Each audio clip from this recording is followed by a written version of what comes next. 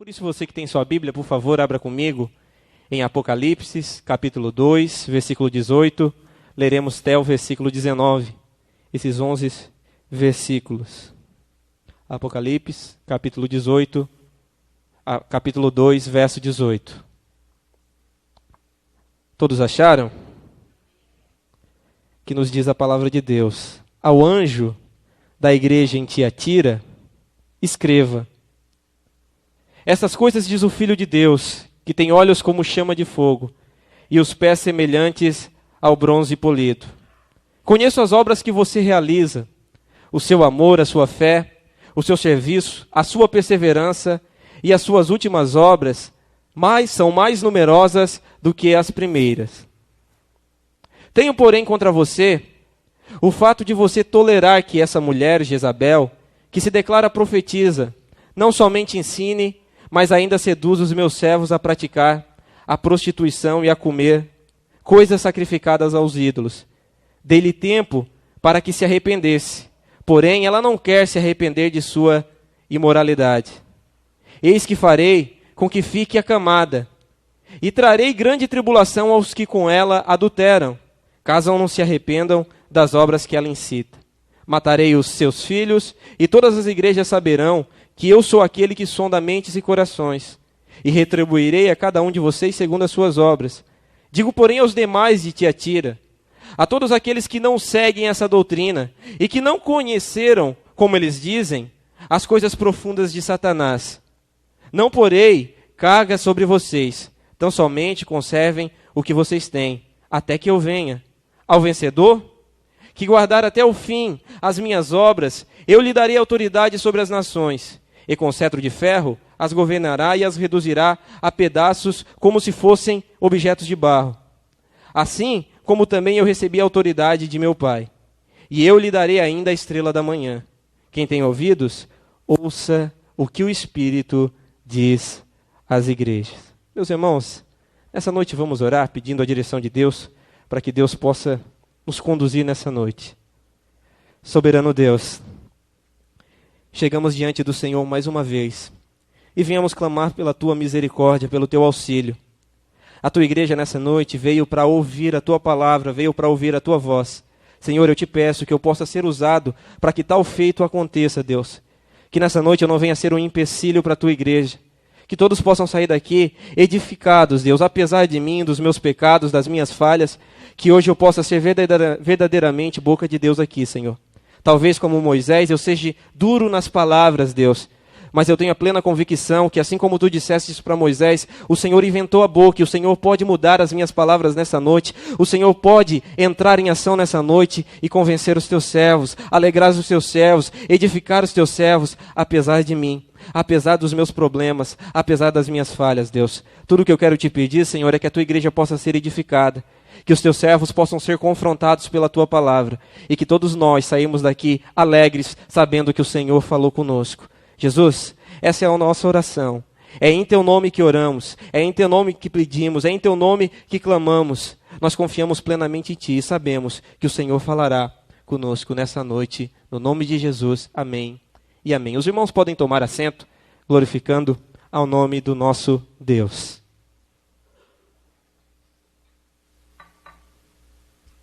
Meu irmão, você sabe aquele pé de goiaba bonito, que você se aproxima dele, e de repente você avista várias frutas, e então no meio daquele pé bonito você contempla aquela goiaba dos sonhos, aquela goiaba que te deixa literalmente boquiaberto, babando.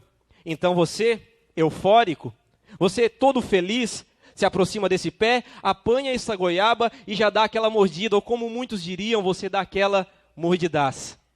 Só que para sua decepção, você acaba olhando para o centro da goiaba, e ao olhar para o centro da goiaba, você nota que ela tem um intruso. Para piorar a situação aqui, ela não tem um intruso, ela tem metade de um intruso. E nessa situação, alguns aqui iriam ficar furiosos, outros iriam tolerar a situação, e tudo ficaria bem.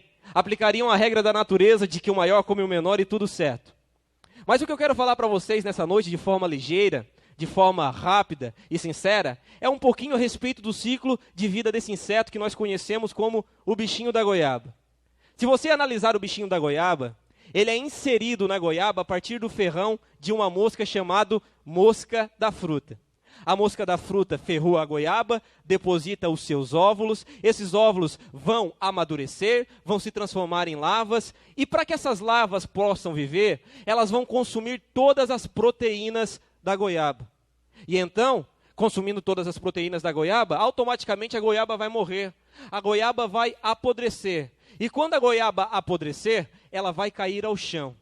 Quando ela cair ao chão, essas larvas, esses insetos, vão se inserir no centro da terra e vão ficar ali mais ou menos por 10 dias, passando por um processo de metamorfose. E então esses insetos vão se transformar na mosca da fruta, fazendo com que o ciclo se repita mais uma vez. Você deve estar se perguntando, o que isso tem a ver com a igreja de Tiatira, irmão James? O que você quer dizer com isso? Meu irmão, a igreja de Tiatira era semelhante a essa goiaba bichada, que por fora era bonita, por fora ela era bela, por fora ela era formosa, mas por dentro ela estava apodrecendo aos poucos. Essa igreja, a igreja de Tiatira, ela tinha uma beleza exterior, mas o que estava lá dentro estava apodrecendo.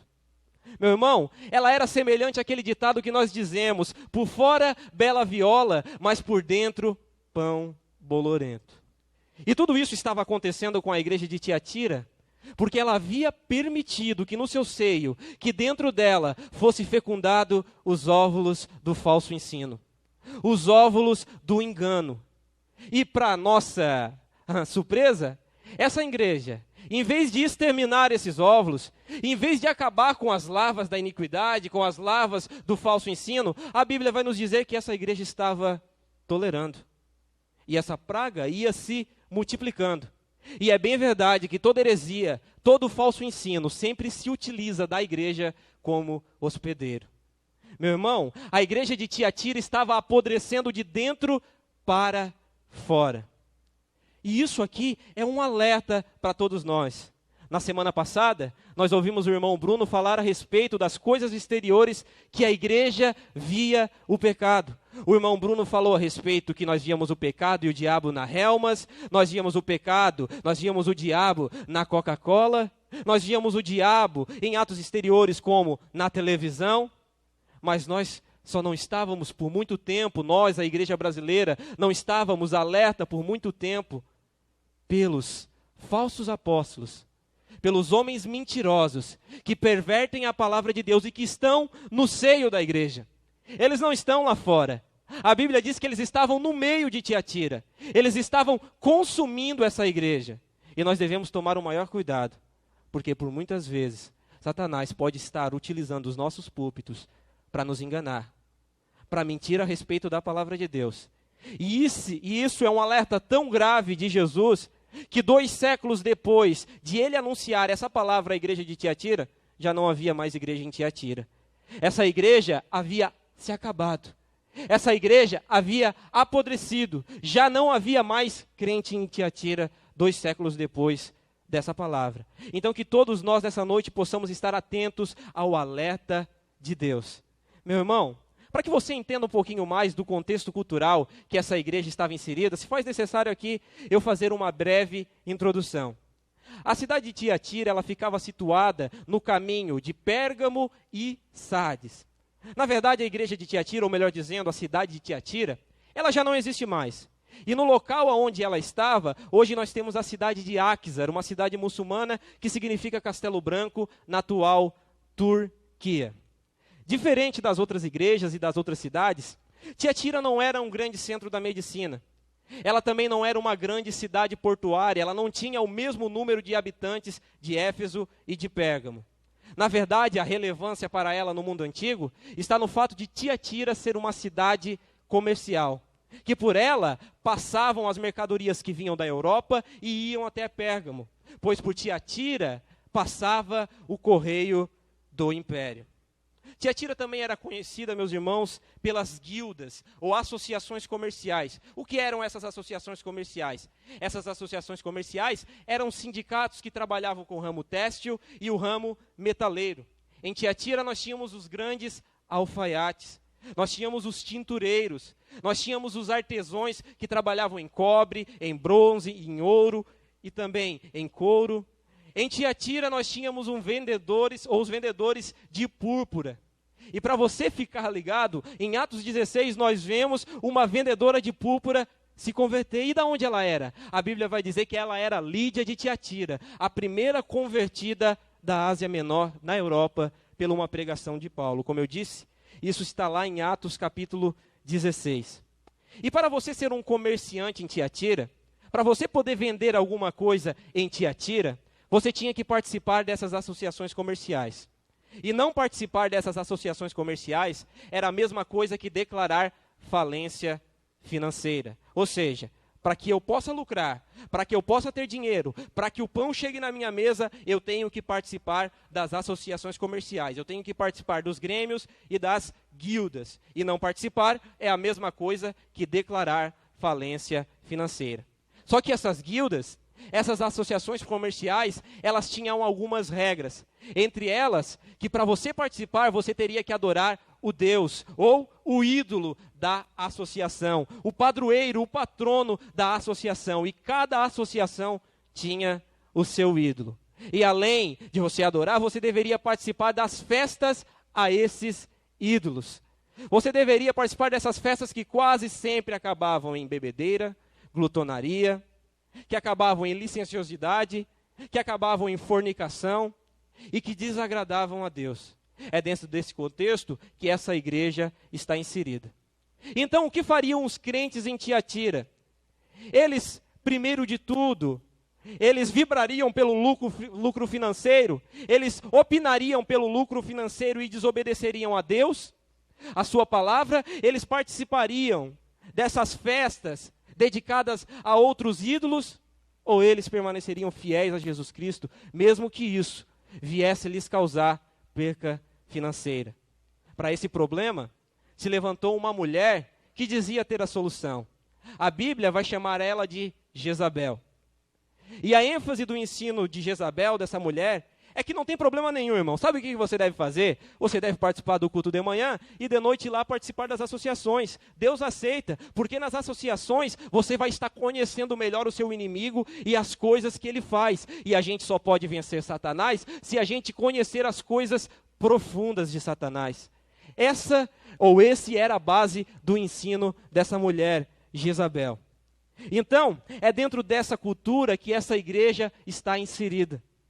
Ela era uma igreja forte, uma igreja crescente. Aos olhos de qualquer observador, a igreja de Tiatira era uma igreja vibrante.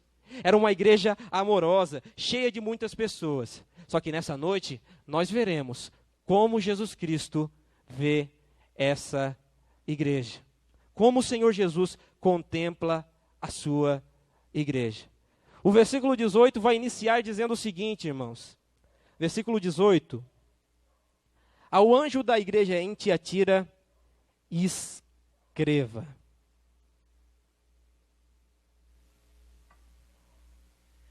Não diferente das outras cartas, a carta à igreja de Tiatira, ela também tinha o seu destino, o seu destinatário e o seu remetente. Todos nós já somos, ou já sabemos, que o destino era a igreja que estava em Tiatira, o destinatário era o pastor ou o anjo da igreja que estava em Tiatira, e o seu remetente, como disse o irmão Bruno na semana passada, é o supremo pastor, não simplesmente da igreja em Tiatira, mas de toda a igreja de Deus, em todo tempo, línguas e nações. Jesus Cristo, o nosso supremo pastor. Esse era o remetente dessa carta. E a carta vai continuar falando de outras coisas, ou vai nos mostrar outras coisas. A carta ainda vai dizer, essas coisas diz o Filho de Deus, que tem olhos como chama de fogo, e os pés semelhante ao bronze polido. O Senhor Jesus Cristo começa se identificando como o Filho de Deus. E por que ele se identificou como o Filho de Deus? Alguns escritores, alguns teólogos vão dizer que Jesus Cristo se identificou como o Filho de Deus pelo fato de o Deus ou o ídolo central de Tiatira ser Apolo. E Apolo era considerado por muitos como filho dos deuses. Então, talvez o que Cristo queria informar para essa igreja é que ele é o verdadeiro filho do verdadeiro Deus. Todo o poder está nas mãos de Jesus Cristo e não nas mãos de Apolo. Só que você deve entender uma coisa. Para o cristão do primeiro século, para o crente que estava lá na igreja de Tiatira, ser filho de Deus significava ser igual a Deus. Ser filho de Deus significava ser da mesma essência de Deus. Logo, ser filho de Deus significa ser Deus. E essa não é uma verdade simplesmente da carta à igreja de Tiatira. Na verdade, nós vamos encontrar essa referência em várias outras cartas. Em Colossenses capítulo 1 e Hebreus capítulo 1, nós vamos ver que Jesus Cristo é a exata expressão do ser de Deus. Ele é o resplendor da glória de Deus Pai. O nosso Senhor Jesus Cristo é a imagem visível do Deus invisível. Ele é o nosso Deus, Ele é o nosso Senhor, Ele é o Filho de Deus. O texto ainda vai continuar afirmando outras qualidades de Jesus. O texto vai nos dizer que esse Jesus, que é Filho de Deus, que é Deus, tem olhos como chama de fogo.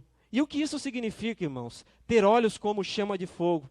Se nós formos para Apocalipse, capítulo 1, versículo 13, nós vamos notar que esse Jesus, ele está no meio dos candeeiros, ou no meio da sua igreja. Em Apocalipse, capítulo 2, versículo 1, nós vamos ver que esse Jesus que está no meio, é o Jesus que anda no meio da igreja. Ou seja, esse Jesus Cristo está em investigação no meio da sua igreja. E o que prova isso é que o contexto dessas cartas vão nos mostrar. O contexto dessas cartas vão nos dizer que Jesus Cristo conhece as obras da igreja. Isso está lá em Apocalipse, capítulo 2, verso 2 e verso 19. E ele não simplesmente só conhece as obras da igreja, mas ele também conhece a tribulação da igreja. E ele conhece o local aonde a igreja está.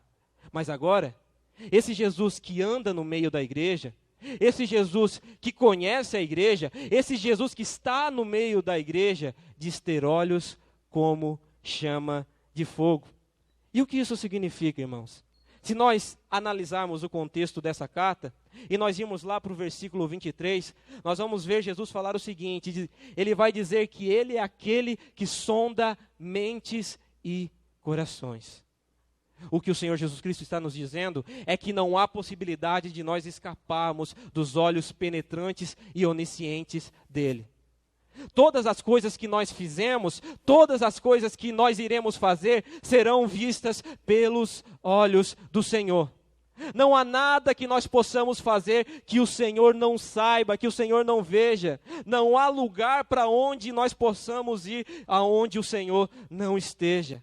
Certa feita, o salmista disse o seguinte: Senhor, para onde eu fugirei da tua presença? Para onde é que eu vou escapar de ti, Senhor? Se eu subir aos céus, o Senhor está lá em cima. Se eu descer nas profundezas dos mares, o Senhor também está lá. Ainda que eu faça a minha cama no abismo, no Seol, ainda que eu faça a minha cama na sepultura, o Senhor ainda está lá. Só que esse Jesus Cristo não é o Deus que simplesmente contempla os atos externos. Ele não sabe só o que se passa por fora da igreja, mas ele sabe aquilo que está dentro da igreja. Ele sabe aquilo que está dentro de nós. Jesus Cristo sonda mentes e corações. O nosso Senhor conhece o nosso interior. Nós não podemos escapar de forma nenhuma, como eu disse, dos olhos penetrantes e oniscientes de Jesus. Não há como escapar, irmãos. Não há como se escondermos dele. Não há como vivermos distante dos olhares de Jesus. O nosso Jesus é o Deus que conhece mentes e corações. Só que o texto vai continuar e vai nos dizer que ele tem pés semelhante ao bronze polido. Na verdade, a gente não tem tanta concordância em relação a isso. Na verdade, existem várias explicações e talvez nenhuma delas nessa noite satisfarão os irmãos. Eu vou dar aqui algumas simples. O fato de que em Tiatira havia muitos artífices que trabalhavam com bronze. E há alguns que dizem o seguinte, que essa representação de Jesus com os pés de bronze polido é semelhante a um soldado que estava pronto para ir para a batalha e pronto para esmagar o seu inimigo. Semelhante a um soldado que está pronto para efetuar o seu juízo. O versículo 19, nós vamos ver o seguinte: eu conheço as suas obras. Eu conheço todas as obras que você realiza, o seu amor, a sua fé, o seu serviço, a sua perseverança, e as suas últimas obras são mais numerosas do que as primeiras. Jesus faz elogios à igreja. e alguns desses elogios são particulares a essa igreja. A igreja de Tiatira era uma igreja trabalhadora, era uma igreja esforçada, uma igreja que arregaçava as mangas para o serviço cristão. Essa igreja também tinha a principal virtude das igrejas de Deus. Ela era uma igreja que tinha amor. Enquanto a igreja de Éfeso tinha perdido o primeiro amor, a igreja de Tiatira tinha amor em abundância. A Bíblia ainda vai nos informar que essa igreja era uma igreja de fé, uma igreja que depositava sua confiança em Deus. Essa igreja era uma igreja perseverante, uma igreja paciente no meio da adversidade, uma igreja convicta, firme no meio da tribulação. E por fim, a Bíblia vai nos informar que Deus contemplou o serviço dessa igreja e viu que as últimas obras dela eram mais numerosas do que as primeiras. A igreja de Tiatira era uma igreja crescente, era uma igreja que estava em crescimento, estava em progresso no serviço cristão. Era uma igreja vibrante. Aos olhos de fora, qualquer um que contemplasse a igreja de Tiatira diria: esta é uma igreja de Deus. E que bom quando somos elogiados pelo Senhor Jesus Cristo. Que bom quando o Senhor nota que a igreja dele é uma igreja que tem amor. É uma igreja que recebe bem os seus visitantes. É uma igreja que coloca o direito do outro na frente dos seus direitos. É uma igreja que primeiro pensa no outro do que em si. Que bom, irmãos, saber que a igreja do Senhor é uma igreja que contém amor. E não só isso, já pensou o Senhor dizer para nós: olha, eu conheço a sua fé, eu sei do seu serviço, eu conheço a sua perseverança, você confia plenamente em mim. Todas essas coisas, na verdade, têm a ver com o remanescente fiel de Tiatira, e não com a totalidade da igreja. Jesus Cristo faz elogios à sua igreja, mas ele não fica simplesmente no elogio, ele também diagnostica o problema da igreja em Tiatira. Ele mostra onde estava a doença. Ele vê como um agricultor sábio aonde estava a mosca, aonde estava a lava que estava destruindo Tiatira. E que tristeza, irmãos, Jesus Cristo chegar diante de nós e dizer: eu tenho algo contra você. Eu tenho algo contra ti. Talvez isso nos causaria temor. Isso nos tiraria o sono. Isso nos deixaria impacientes. Talvez isso nos deixaria aflitos. O Senhor chegar diante de nós e dizer: igreja do Laranjinha, igreja pentecostal cristã, eu tenho algo contra você. Você já pensou nisso, irmãos? Você já meditou profundamente nesse texto? E o texto vai nos informar o que o Senhor tinha contra a igreja de Tiatira. Versículo 20, meus irmãos.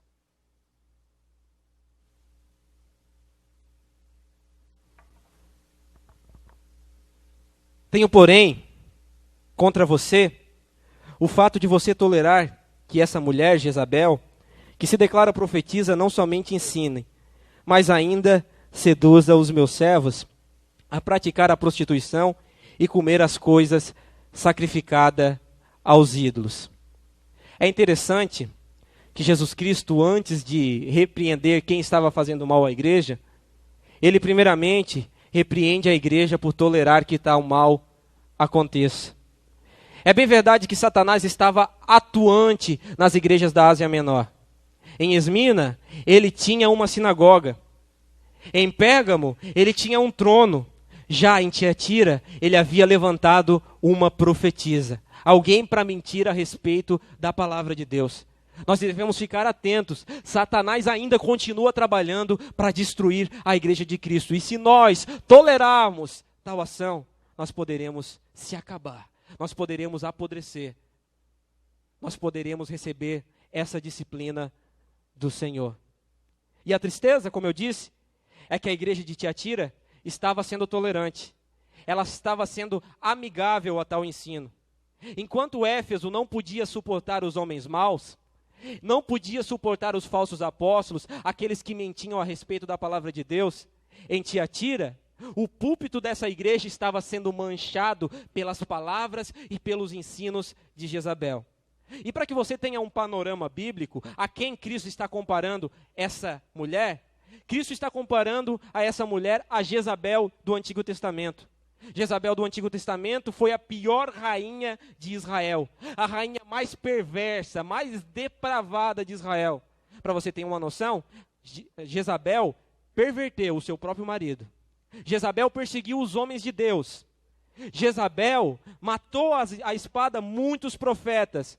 Jezabel, essa mulher, ela inaugurou ou instaurou o culto a Baal dentro de Israel. Nesses cultos, o que acontecia, irmãos? As pessoas praticavam atos de fornicação.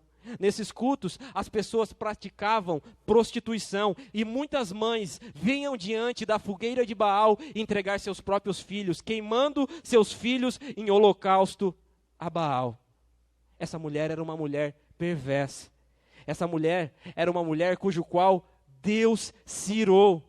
Deus condenou essas práticas não simplesmente dessa mulher, mas também as práticas do seu povo. E considerou que essas ações do seu povo eram prostituição espiritual.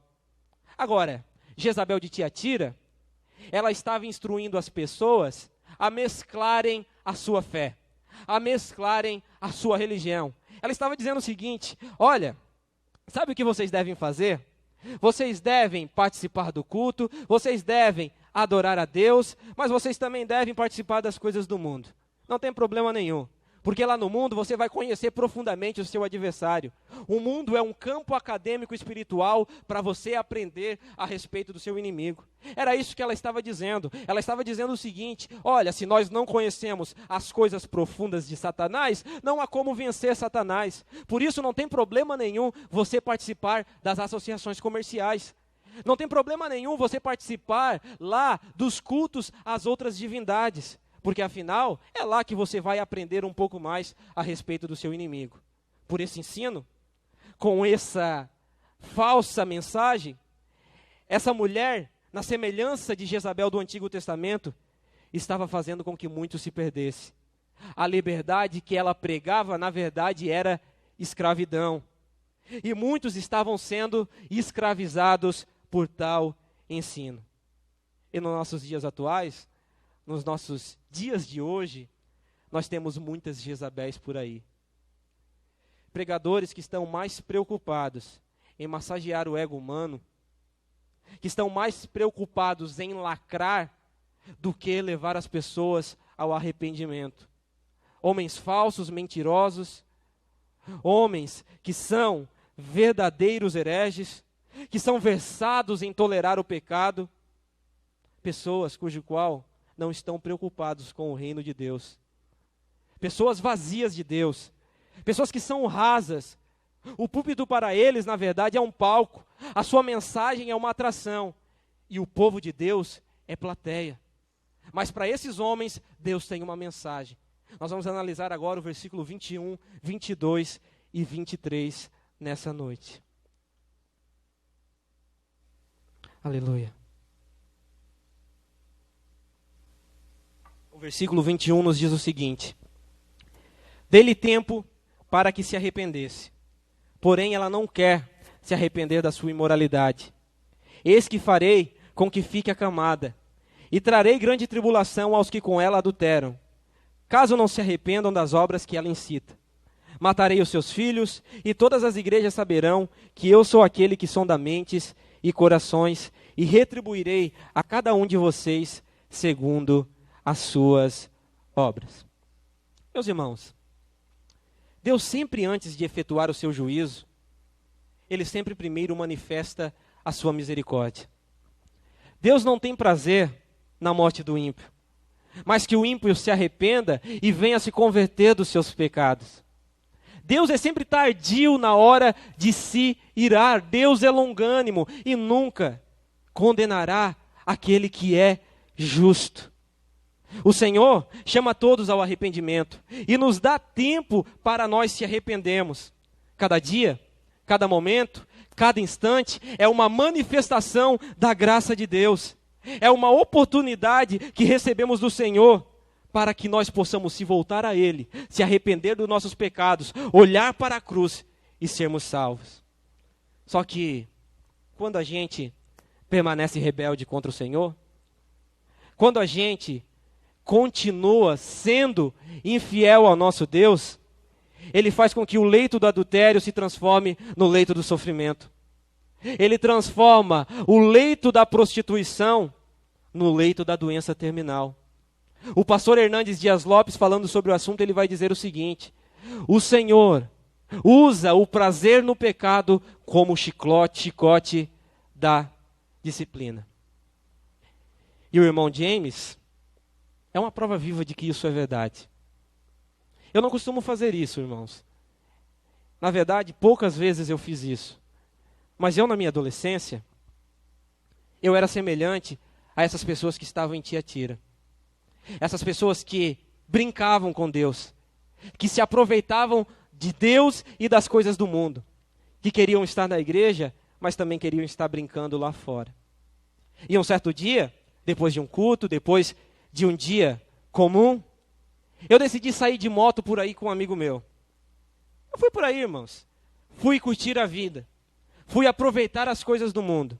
Então, naquele dia, a gente praticou vários atos que não agradavam a Deus, fez várias coisas que desagradavam o nosso Senhor, e felizes, amando o pecado e a prática que nós estávamos fazendo.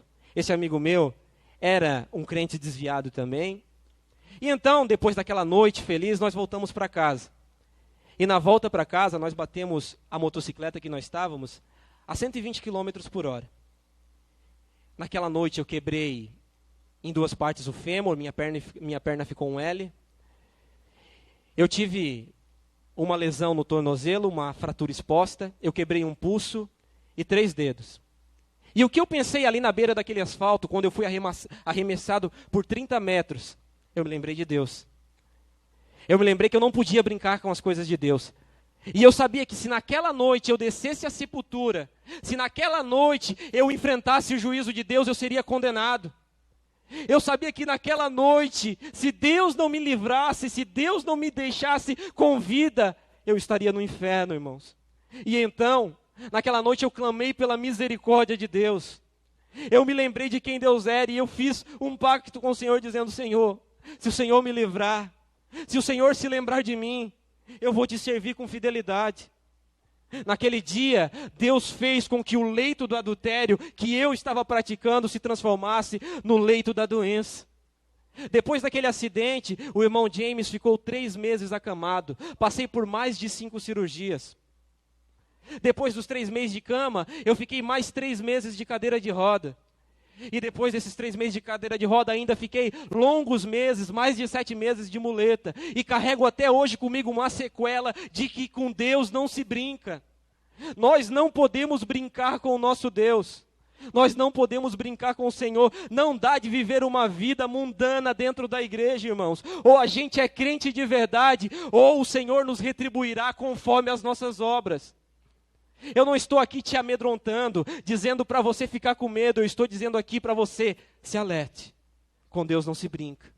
Você não pode brincar com o Senhor. Como você sabe, irmão James, eu sou a prova viva disso. Que bom que o Senhor teve misericórdia de mim e tem misericórdia de você também. Que bom que o Senhor nos alcança.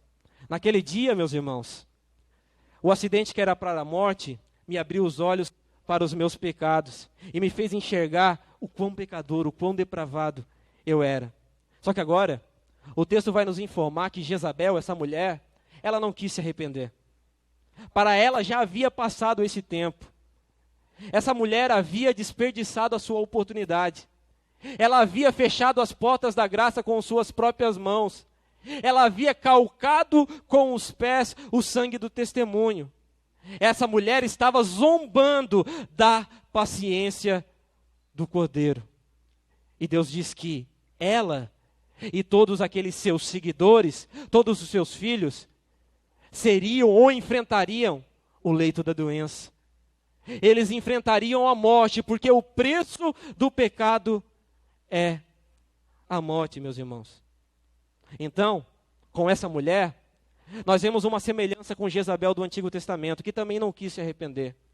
Jezabel do Antigo Testamento quis permanecer infiel a Deus, não ouviu os alertas de Deus. E o que aconteceu com ela, irmão James? Bom, a Bíblia mostra e demonstra uma história trágica. Jezabel do Antigo Testamento, foi lançada da janela do seu palácio, conforme as palavras de Elias. Ao cair no chão, ela se despedaçou, e os cães comeram Jezabel. Não sobrou um pedaço para que pudesse ser sepultado. Você entende isso, irmãos? Você entende que com Deus não se brinca? Não há espaço para nós zombarmos de Deus e brincarmos com a palavra de Deus? Deus é zeloso por sua palavra, Ele cumpriu aquilo que Ele disse na boca de Elias, o tisibita. Essa Jezabel foi exterminada. Essa Jezabel, não houve espaço para ela. E tudo porque ela não se arrependeu. Ela não deu ouvidos à palavra de Deus. Eu não sei como é que os coaches, os pregadores modernos enfrentam essa palavra. Porque para eles, na verdade, o nosso Deus é um Deus simplesmente amoroso. É um Deus que sempre está nos acariciando. É o paizinho. Mas aqui, esse texto está nos mostrando e nos alertando que o Senhor retribui a cada um segundo as suas obras. Aquilo que o homem planta na carne, ele colherá na carne, meu irmão. Então a gente tem que ficar alerta. A gente tem que prestar atenção. A continuidade, o versículo 24 e 25 vão nos dizer: digo, porém, aos demais de Tiatira, a todos aqueles que não seguem essa doutrina e que não conheceram, como eles dizem, as coisas profundas de Satanás. Não porei outras cargas sobre vocês, tão somente conservem o que vocês têm até que eu venha. A igreja de Tiatira é a prova de que na igreja local nós encontramos vários grupos. Na verdade, não há só pessoas fiéis na igreja local, há pessoas infiéis também. Nessa igreja, na igreja de Tiatira, haviam aqueles que toleravam o pecado. Também havia aqueles que se deitaram à prática do pecado. Mas nessa igreja, para a glória de Deus, haviam pessoas fiéis, pessoas que amavam a Deus e a sua palavra. E isso é a prova de que é possível manter-se fiel à doutrina, mesmo quando as outras pessoas se desviam. O que eu estou dizendo com isso, meu irmão, e o que eu quero falar com a respeito de doutrina, eu estou falando a respeito de ensino, e não de usos e costumes. Me entendam bem nessa noite.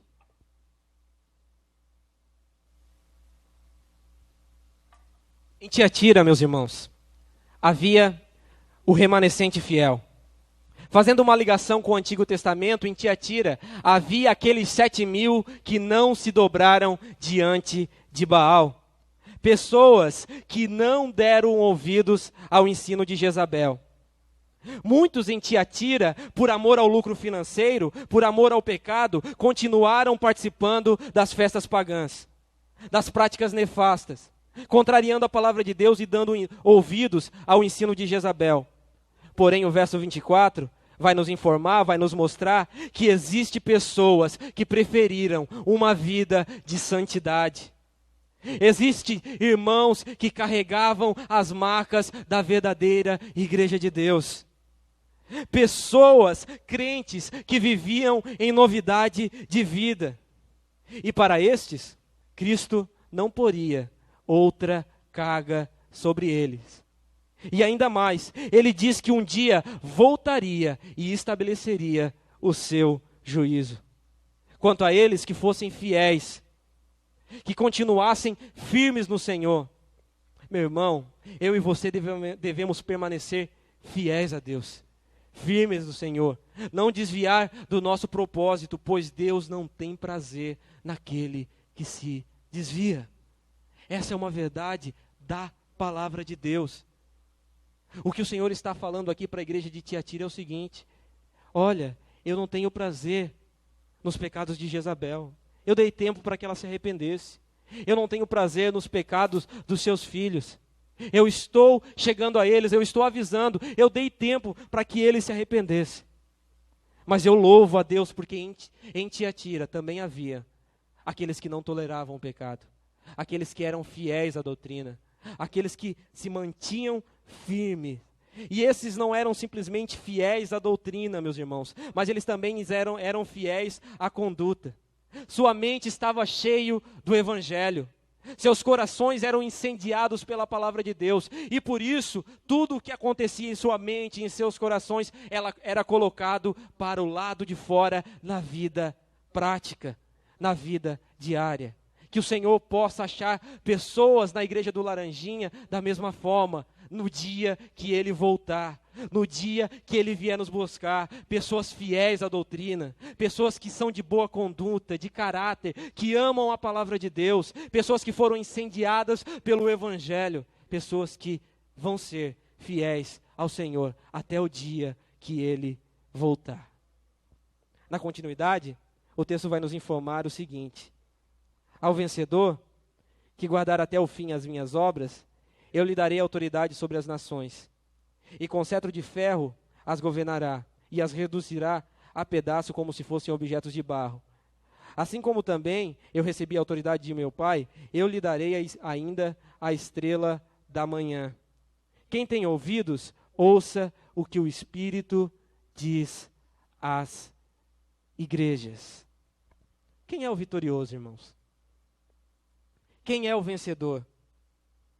Na perspectiva mundana, aos olhos de Jezabel, o vencedor é aquele que tem lucro financeiro. É aquele que não desiste de associar-se com o mundo para lucrar, para ter prazer. Para Jezabel, o vitorioso, o vencedor, é o sincrético, é o tolerante, é aquele que se compromete com Deus, mas que também se deita diante de Baal. É aquele que vive uma vida nefasta, aquele que tolera o pecado simplesmente por causa da outra pessoa, por ter um amigo, por exemplo. Para Jezabel, esse é o vencedor. Só que Cristo nos informa que não adianta ganhar todas essas coisas, não adianta ganhar o mundo inteiro, não adianta ter o maior lucro financeiro e perder a nossa alma. O vencedor é o que guarda até o fim as obras de Jesus. O vencedor é aquele que é perseverante, aquele que não é oscilante, aquele que permanece firme, convicto e fiel ao nosso Senhor Jesus. É aquele que não se desvia, pois como eu disse, Deus não tem prazer nessa pessoa. E para esses que não venderam a sua consciência, que não se entregaram à carnalidade, Deus lhes honrará. Eles se assentarão em trono e julgarão o mundo ímpio, conforme está escrito lá em 1 Coríntios, no capítulo 6. Essas pessoas se assentarão em tronos e julgarão o mundo ímpio e verão o juízo deste que tem pés como latão reluzente recair sobre o mundo ímpio. Cristo amassará, conforme as palavras que nós lemos nessa noite, este mundo. Ele estraçalhará esse mundo. Com seus pés, ele pisará o mundo como se o mundo fosse um vaso de barro pronto a se espatifar. É isso que a Bíblia está nos dizendo. E esse vencedor também reinará com Cristo. Ele receberá de Cristo um corpo semelhante às estrelas do céu. Um corpo que brilha como as estrelas no firmamento. Ele também conhecerá em plenitude o nosso Cristo, a estrela da manhã. Nós reinaremos com Cristo, nós receberemos de presente o nosso Senhor Jesus Cristo, nós conheceremos Jesus Cristo como Ele é. E para esses que não venderam a sua consciência, esses que não conheceram as coisas profundas de Satanás, conhecerão as coisas profundas de Cristo. Conhecerão a Cristo, a estrela da manhã. Como diria o pastor Hernandes Dias Lopes, esses que voltaram as suas costas para as trevas, para o pecado, verão a luz da glória de Deus na face de Jesus Cristo. Os que renunciaram ao pecado e às vantagens do mundo, viverão na glória com Cristo em completo e eterno contentamento. Meu irmão, quantos de nós querem participar desse dia glorioso? Quantos de nós querem receber essa herança, querem conhecer a Cristo como Ele é? Querem participar desse dia das bodas do Cordeiro, querem reinar com Cristo, querem ver Cristo efetuando o seu juízo sobre o mundo ímpio. Quantos de nós, irmãos? Sabe o que nós devemos fazer, irmãos? o último versículo vai nos informar. Ouça o que o Espírito diz às igrejas. Se você quer ser fiel a Deus, a sua palavra, você deve ouvir a palavra de Deus. Você deve ouvir aquilo que Deus está falando com você. Ainda que isso venha doer, ainda que isso venha provocar feridas, ainda que isso venha mexer no seu ego, irmãos, pois Deus faz a ferida, mas Ele sara também. O Senhor nos disciplina, nos repreende, mas também nos levanta, e Ele nos disciplina porque Ele nos ama. Esse é o nosso Deus, irmãos. E um dia, essa igreja vai reinar com Cristo na glória. Você confia nisso, irmãos? Você confia nessa promessa? Vamos se levantar nessa noite e vamos fazer uma oração? Aleluia.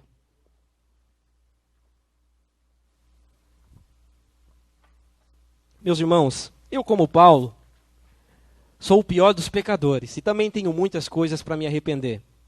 Eu não estou aqui numa posição elevada e chegar a dizer, você é pecador, você é isso, não.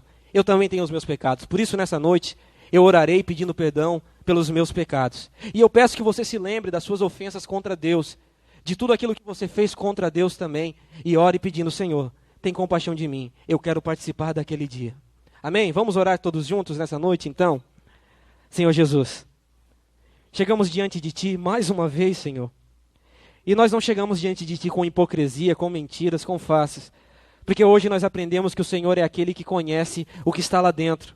O Senhor, com os seus olhos, como chamas de fogo, pode contemplar o meu coração.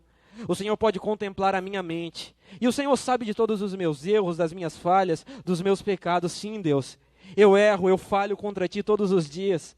Senhor, muitas vezes tentando acertar, eu falho, Deus. Muitas vezes eu sou egoísta.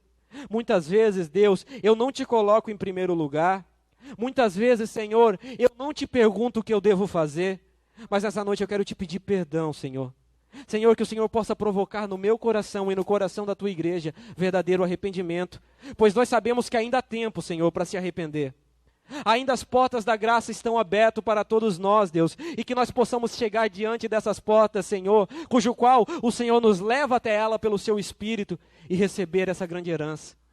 Nós confiamos plenamente em Ti, na Tua cruz, ó Cristo, depositamos nossa fé em Ti e pedimos, Senhor, Filho de Davi, tem misericórdia de mim, tem compaixão de um homem como eu, e se possível, Senhor, nas minhas falhas, nas minhas fraquezas, na minha falta de confiança, eu Te peço, Senhor, por favor, aumente a minha fé, aumente a fé da Tua igreja, e que tudo isso, Pai, seja mais uma vez e para sempre, para a glória do Teu santo nome, no nome de Jesus, amém e amém.